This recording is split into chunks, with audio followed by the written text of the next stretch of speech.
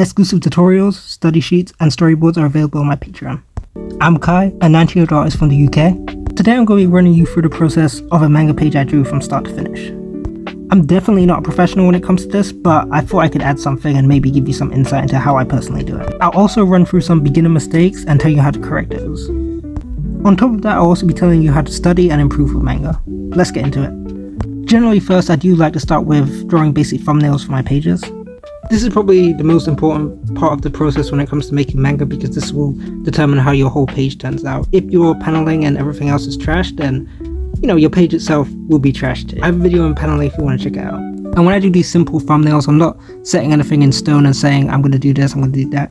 Usually I do change it up a lot during the storyboarding phase too. Typically when I'm working with a writer, it's a lot simpler to set the pacing as simply as possible, and then after that go in with the actual detail. And I do want to talk a little bit about why I use such small pages when I sketch. The reason is because it's a lot easier for me personally to sort of get the contrast down, decide where I'm gonna put on my black or white spots, and this makes my pages a lot more better overall. If I drew it on a large canvas, I think it would give the illusion that there's sort of a lot of space, and then there will be a lot of sort of white space too, and it will be harder to fill that space.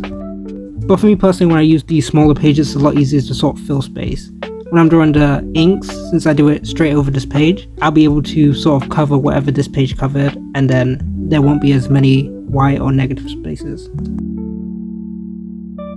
Generally I do use thinner lines for this too, but before I did use sort of thick lines to sort of define where the blacks are super clearly. I think a lot of beginners do struggle with their pages feeling super empty, and this was sort of a cure for me when it came to that. After my storyboarding phase, I do tend to ink straight away, so the sketch that you see me drawing here is what I'm actually going to ink over. I may tweak the sketch or add some stuff to the sketch later on. It depends how things work out. And sometimes I do go in and edit things for clarity, which you'll see me doing a lot later. And this does help me work a lot quicker, and I think Mark also does something similar where he jumps straight from storyboards to inks. And here I'll be going straight into the inks as I talked about earlier. With these specifically, I do use a monochrome layer. The reason for this is because it makes my lines a lot more crisp than if I was going to draw it with a normal color layer. The reason for this is because with a color layer, it allows for the full expression of the color. With a monochrome layer, it only recognizes black and white, as opposed to with a color layer where it recognizes a lot of gray and sort of lets the opacity change a lot, so your line's always going to be a little bit more blurry. As opposed to with a monochrome layer where your line's always going to be more sharp, especially when you're drawing characters close up or thicker lines. And since we're inking right now, I want to talk about the first beginner mistake, which is typically not enough contrast. Because I think a lot of the people who want to draw manga pages come from an illustrator background, they tend to approach it as if they're drawing in grayscale, which just isn't the case. When you look at a lot of Shonen mangas, you'll notice a large portion of contrast when it comes to them drawing pages. And to make it really look like manga, you have to sort of follow that, or follow the basic idea of it. You could even sort of follow how shoujos do it and, use a bit more gray, but there's ways that shoujos do it in a way that makes it sort of still work with using thicker lines or figuring out other ways to make the page contrast super well, rather than making it super grayscale and super flat. Here's something that I drew which is similar to the sort of mistake that beginners make unknowingly. As you can see here, one of these t-shirts have full gray, and you can see that it's not very interesting. But as we go on and we add more black to the t-shirt, or we find alternative ways to sort of make the t-shirt more interesting, it starts to look a lot better and a lot more like manga. Even though this is super basic, I think if you apply this to your actual pages, it's going to make them stand out a lot more as opposed to looking super flat. This is also why a lot of beginners' pages look super empty too, or it's partly the reason why your pages look so empty. It's better to sort of use the contrast as a way to add stuff to your page and make it more full. There are a lot of masters out there who use contrast to make pages more interesting, use them to guide the eye, things like that. And the best way to sort of learn to draw manga, as I was talking about earlier, is to study manga. So look through a lot of different mangas and copy pages, like full on copy the style and everything, and sort of try and replicate it and replicate the styles that the mangaka themselves are using. And a lot of good mangaka or comic artists do it. For example, Mark, he copies a lot of Murata. In addition, if you think of comic artists, when they break in, typically they're following an in-house style, and then as they sort of grow their name, they change their style up and become something more unique. But initially it's about sort of reaching a certain quality in art, and then you're able to branch off and do your own things with it. You don't have to be in a rush to sort of find your style and things like that. It's completely fine to copy other artists, maybe even become a clone to an extent, and then sort of build yourself off of that and sort of start adding your own things to it and taking things away, and then eventually it becomes your own thing. Basically what you want to do is sort of figure out how to mimic what they're doing using your own tools. There's going to be a lot of different sort of techniques and textures that they, you know, pull out and start using, and you want to be able to sort of replicate those and bring them to your own work. And the more that you learn all these techniques, the more interesting your pages are going to become, because they're going to be they're going to have a lot of different things going on in the pages. This also applies to stuff like, you know, composition, paneling, basically anything manga. If you want to learn it, you should really study manga and study the way that they draw it. Even if your goal isn't to draw shoujos or maybe something like Kengan where it's super dark and, you know, muscular characters, I think that there's still something to learn there. So even replicating pages that you don't necessarily like or you're not necessarily interested in, you can really gain a lot from it. And for me personally, this is how I think a lot of people improve. They sort of keep their mind open to a lot of different experiences and, you know, trying a lot of different things. Things like that will really help you to improve and become a better manga artist. Super quickly, I want to touch on using references when you're drawing manga too. Even if you're not the type who wants to copy a lot of different pages from other mangas, it can be good to use a lot of manga reference when you're drawing pages too.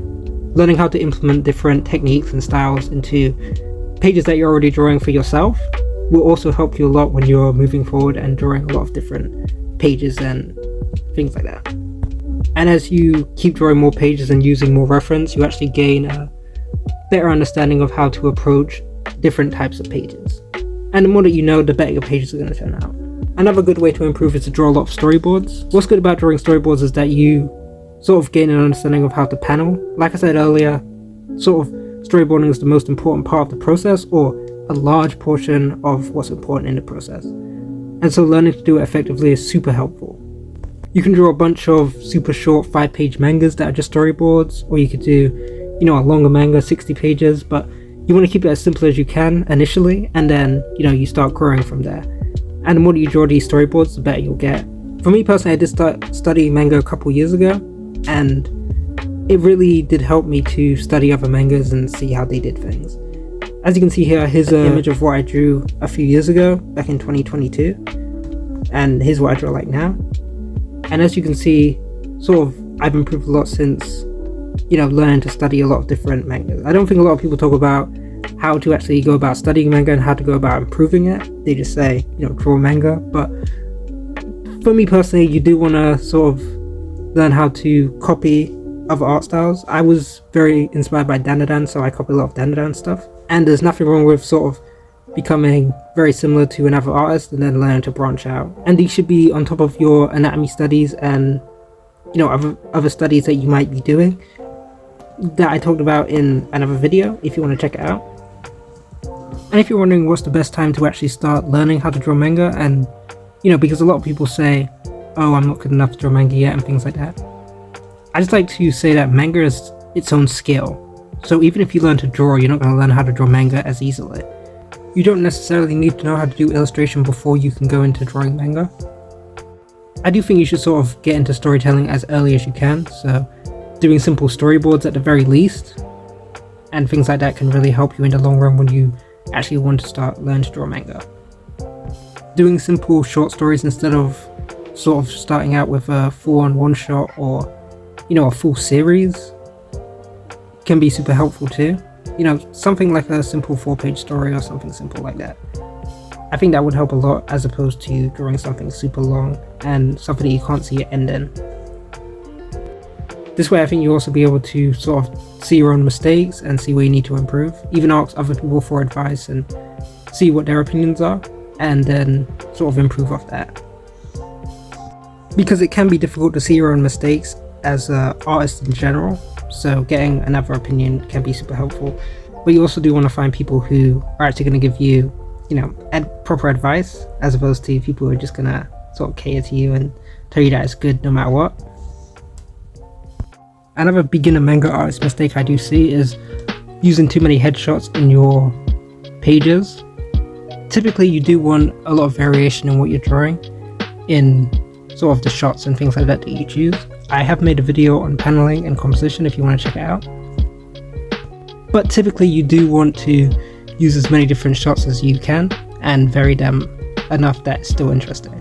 At the end of the day, we do want to make something that's interesting for people to read, not just something that's easy to draw or sort of that we feel comfortable drawing. So you do want to add a lot of different things and make it as interesting and varied as possible.